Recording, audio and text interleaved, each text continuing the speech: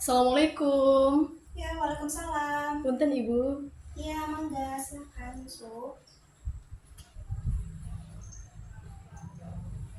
Silakan Mbak. Makasih Bu. Saya mau minta solusi sama Ibu Mengenai apa tuh? mengenai pribadi saya. Untuk hari ini Mbak Tari ya kebetulan saya di jam 10 itu ada kelas.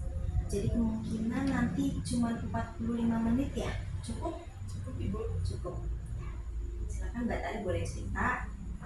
Ceritanya enjoy aja, ngalir aja. Terus Mbak Tari juga nggak usah khawatir tentang rahasianya. Insya Allah akan aman. Baik Ibu, terima kasih. Ibu, saya tuh merasa bingung. Saya tuh merasa cemas akan masa depan saya. Sekarang saya kan sudah semester 7, bentar lagi mau selesai skripsi dan wisuda. Saya tuh merasa bingung tentang masa depan saya. Apakah saya itu akan bisa seperti orang-orang gitu, maksudnya kayak wisuda terus bisa menggapai cita-citanya gitu. Aku merasa bingung, apakah saya itu bisa seperti mereka. Ya memang kadang-kadang untuk eh, perasaan mahasiswa semester akhir tuh emang kayak gitu Mbak Tari, kebanyakan kayak gitu. Apalagi mungkin kalau nggak salah Mbak Tari kelas karyawan ya. Betul Ibu. Ya, berarti sambil kerja. Betul, sambil kerja Kerjanya di mana? di sekolah. Di sekolah swasta. Swasta. Swasta.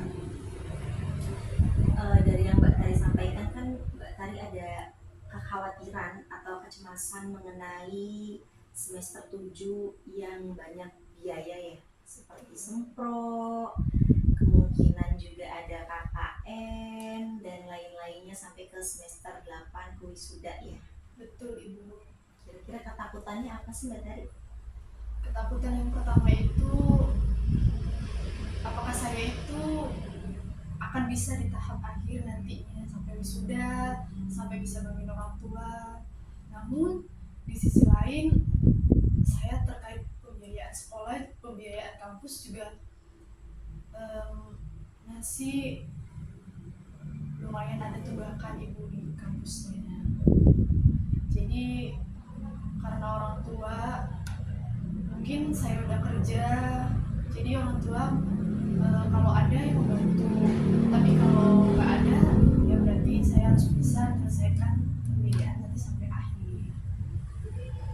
Berarti Mbak Tari merasa berat tentang biaya kuliah ya. Betul Ibu.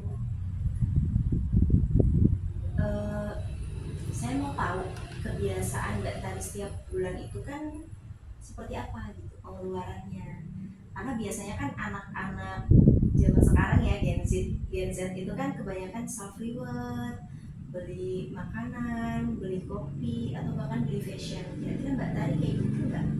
Sebenarnya saya itu seperti itu Ibu. Dan saya tuh pernah dibilang sama ibu saya sendiri bahwa saya tuh, kamu tuh boros banget sih gitu. Ya saya hanya bisa diam. Terus ya udah Ibu, ya saya boros, tapi saya kan beli buat diri saya, untuk self reward saya sendiri, untuk diri saya sendiri. Jadi kadang tuh ya stresnya di situ. Maksudnya kayak saya cemas, bingung, sampai di stres juga mikirin kayak gitu. Tapi berarti stresnya Mbak Tari itu lebih ke biaya ya, bukan ke tugas-tugasnya. Enggak, jadi ke biaya. Sebenarnya untuk kita self reward itu kan baik ya Mbak. Yang penting misalkan kopi seminggu sekali, atau kita untuk jajan enak sebulan sekali, beli fashion juga. Eh, Emang penting sih self reward itu, tapi kita juga harus lihat lagi ke pada diri kita sendiri. Misalkan dari pendapatan Mbak Tari itu berapa, mungkin Mbak Tari mulai sekarang lebih harus bisa memanajemen keuangan gitu. Jangan terlalu uh, foya-foya atau jangan terlalu kebanyakan self reward, karena eh, masih banyak prioritas yang harus Mbak Tari pikirkan gitu. Karena kan setiap dari kita itu kan harus memiliki manajemen keuangan yang baik, apalagi untuk prioritas gitu. Kira-kira untuk Mbak Tari sendiri prioritasnya tuh di mana gitu ya masalah keuangan itu? Saya itu intinya sih Bu, saya tuh pengen semua pembiayaan kuliah saya gitu tuh, semua yang ada di kampus itu terselesaikan semua sampai nanti akhir. Jangan sampai ada hambatan sampai saya tuh ternyata orang tua tuh udah support dari awal, ternyata oh iya Tari tuh udah biaya sendiri kuliahnya, tapi kok masih ada tunggakan gitu.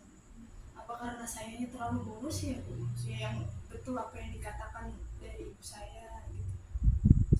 Ya sebenarnya kan kita tidak bisa melihat boros atau enggaknya tuh dari situ ya, karena yang tadi saya sampaikan juga Mbak Tari harus memiliki prioritas kira-kira apa dulu. Tapi dari orang tua Mbak Tari sendiri gitu, berapa kali Mbak Tari sudah pernah minta tolong nggak ke orang tua untuk bantu masalah kuliah? Sudah pernah Ibu kalau masalah ngobrol gitu, pernah kemarin juga saya menyampaikan nanti ada KKN Bu, nah sebelum KKN nanti ada sempro dan itu ada sedikit pembiayaan di situ. Menurut Ibu gimana? Apakah mau membantu atau bagaimana? Namun orang tua hanya diam, tapi saya tahu dia orang tua saya itu memikirkan. Cuman ya tetap saya memikirkan gitu. Kira-kira saya mampu nggak nanti sampai pas wisuda bisa dilunasin semua gitu. Sebenarnya kalau misalkan masalah tunggakan ya Mbak, biasanya yang saya tahu itu akan ada keringanan dari rektor. Tapi itu diberikan saat Mbak sudah selesai sidang, baru Mbak yang majukan gitu untuk keringanan biaya.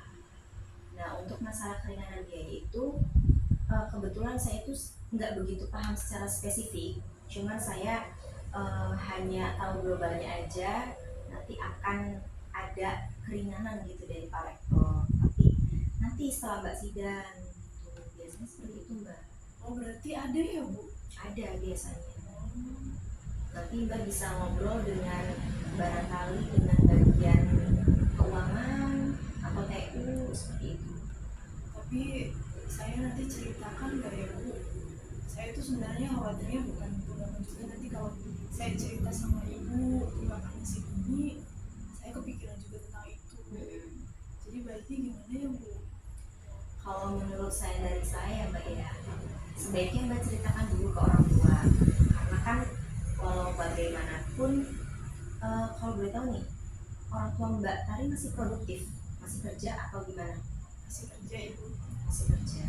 Ibu bapak lengkap? Lengkap, tapi sebetulnya Tari tuh bapak sama Tari udah cerai, jadi udah bisa gitu, jadi sekarang sama bapak sama Tapi aman. aman gitu sebenarnya. Ya menurut saran dari saya, mungkin Mbak Tari bisa obrolkan dulu dengan orang tua gitu. Misalkan seperti Bu Tari kan sekarang sudah semester 7 ya gitu, minta tolong dibantu atau dipinjami uang. Barangkali orang tua juga ada lah. Tapi selama Mbak Tari kuliah, orang tua peduli nggak sih melihat Mbak Tari kuliah atau bertanya tentang kuliahnya hari ini gimana atau seperti apa gitu? Sebenarnya kalau orang tua saya itu sendiri emang dia, tapi dia itu sering memperhatikan anaknya, memperhatikan saya sendiri. Maksudnya kadang di sela-sela ibu mau ngobrol sama saya juga kadang nanya gimana kuliahnya deh gitu, maksudnya lancar gitu. Tapi enggan untuk cerita hal-hal yang memang takut membuat beban beliau gitu. Jadi kadang saya tuh ya udah saya memendam apapun yang memang tidak saya ceritakan ke ibu.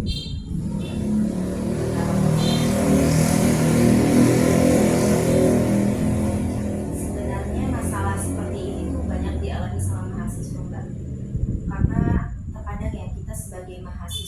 itu pasti semester 7 tuh walaupun tidak memikirkan biaya pasti tetap burn out masalah tugas kuliah. Apalagi dengan kondisi Mbak Tari yang kuliah sambil kerja pasti akan lebih berat memikirkan tugas akhir sambil memikirkan biayanya juga ya.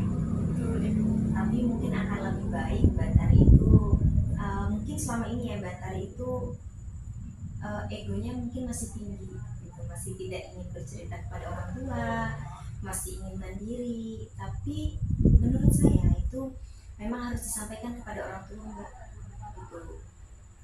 Orang tua insya Allah mungkin akan bantu meminjamkan uang kepada Mbak Tari, atau mungkin juga bisa bantu secara cuma-cuma. Nah, seperti itu. Tapi sekarang Mbak Tari masih kerja ya? Masih Ibu. Masih. Mungkin barangkali di sekolah Mbak ada pinjaman, barangkali bisa pinjam untuk masalah seperti ini. Kalau di sekolah tidak ada Ibu, paling kita sama guru yang dekat sama kita gitu. Baru nanti dari beliau sendiri yang membantu. Kalau memang beliau itu ada, tapi kalau nggak ada, ya saya hanya bisa bercerita aja bahwa kuliah saya seperti ini. Yang terpenting pesan saya ya Mbak, jangan putus asa. Kedepannya bagaimana kan kita tidak pernah tahu ya. Yang penting Mbak Tari itu menjalankan yang hari ini. Minggu ini kan ada UAS ya.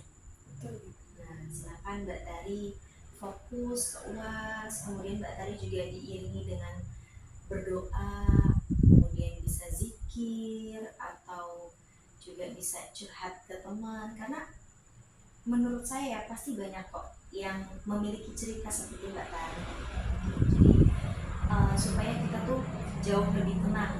Kira-kira apa sih yang membuat Mbak Tari itu tenang? Apakah dengan oh ternyata nggak saya doang ya yang kayak gini gitu, atau gimana biasanya Mbak Tari menyelesaikan masalah? Sebenarnya saya tuh kalau menyelesaikan masalah diam sambil berdoa juga, sholat. Kadang saya juga keluar, misalnya kayak jalan-jalan, duduk di tempat sendirian, jadi ngerenung, lebih ke renung sendiri. Namun di saat saya benar-benar udah kebingungan, saya pun menceritakan sama seorang, maksudnya kayak teman atau guru, supaya saya tuh tidak larut gitu di situ. Kira-kira menurut Ibu yang tadi disampaikan untuk mengurangi kecemasan saya gimana ya? Untuk mengurangi kecemasan Mbak Tari Supaya nggak khawatir gitu. Jadi kadang yang membuat itu tuh kekhawatiran, terus tiap hari khawatir, cemas bisa nggak ya, bisa melampaui nggak ya. khawatir itu wajar ya Mbak Tari ya, cuman kita harus lebih bisa mengelola emosi dengan baik gitu, mengelola pikiran. Yang terpenting itu kan Mbak Tari tetap berusaha gitu ya, tetap berusaha mengerjakan tugas kuliah dengan baik, tetap bekerja. Selebihnya serahkan kepada Allah. Insya Allah Mbak Tari itu kan tujuannya keluar dari kebodohan ya, jadi insya Allah akan dibantu oleh Allah. Yang penting Mbak Tari banyakin berdoa, banyakin zikir, kemudian percaya bahwa semua yang masalah yang datang ke diri kita itu pasti ada solusinya, pasti ada jalan keluarnya gitu. Dan mungkin perbanyak cerita atau sharing dengan teman-teman yang sejawat untuk mengurangi kecemasan Mbak Tari, atau dengan mengaji boleh. Kebetulan ya Mbak, saya tuh ada konseling Islam, jadi nanti kita akan melakukan, Mbak Tari fokus, yakin, bayangkan masalah Mbak Tari tuh kayak gimana, sebesar apa gitu ya. Intinya setiap masalah jangan jauh-jauh dari Allah Mbak, karena setiap ada kesulitan pasti ada kemudahan, seperti itu. Karena setiap orang itu pasti mengalami cemas, mengalami ketakutan, tapi kita tidak boleh menyerah.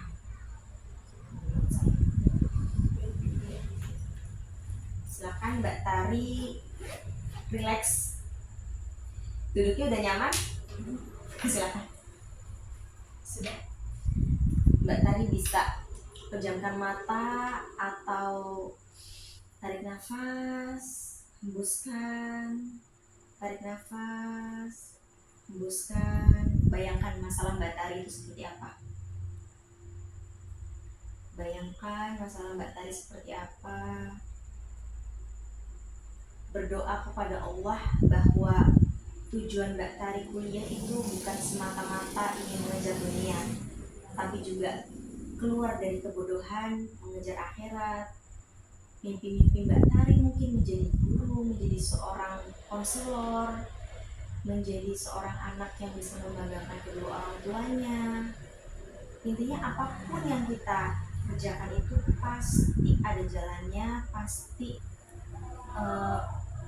permasalahan itu selesai. Mbak Tari ingat-ingat waktu semester 1 Mbak Tari itu punya masalah apa? Terselesaikan juga sampai hingga semester 7 sekarang. Jadi tidak ada kata untuk menyerah, karena kalau misalkan permasalahan Mbak Tari itu tentang biaya, insya Allah kalau dari universitas kita juga kan sudah memberikan keringanan nantinya.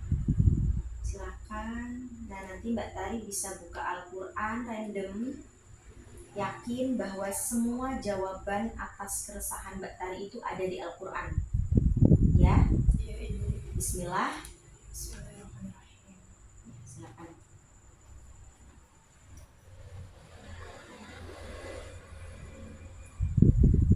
Silakan ditunjuk. Surat apa? Ayat berapa Mbak Tari? Ayat 31 surat Surat Maryam. Silakan boleh dibacakan. A'udzu billahi minasyaitonir rajim. Bismillahirrahmanirrahim. Wa barrum biwalidati wa lam yaj'alni jabbaran syaqiyya. Sudah Ibu? Artinya apa Mbak Tari? Dan dia menjadikan aku seorang yang diberkahi di mana saja aku berada. Dan dia memerintahkan kepadaku melaksanakan sholat dan menunaikan zakat selama aku hidup. Kira-kira apa nih yang Mbak Tari dapat dari surat yang tadi? Dari permasalahan Mbak Tari, apakah sinkron dengan permasalahan yang Mbak Tari hadapi? Sudah sama Ibu. Di bagian mananya? Di bagian kita harus mendekatkan diri kepada Allah di saat kita banyak masalah, di saat kita cemas, kita tetap bersama Allah. Tadi juga kan menunaikan sholat, menunaikan zakat ya Mbak Tari ya. Sekarang saya juga ada afirmasi positif untuk Mbak Tari. Mbak Tari nanti bisa ikutin saya ya. 1, 2, 3. Aku bernilai, hidupku berarti, aku layak menerima yang terbaik. Rezeki mengalir datang kepadaku, kelimpahan hadir dalam hidupku. Setiap nafas menguatkanku, semua yang baik mendekat padaku. Hidupku terbuka, jalan terasa mudah, semua bergerak sesuai arah. Aku utuh, aku percaya, semua kebaikan kembali padaku. Kira-kira sekarang jauh lebih tenang gak? Sekarang sudah cukup sangat tenang,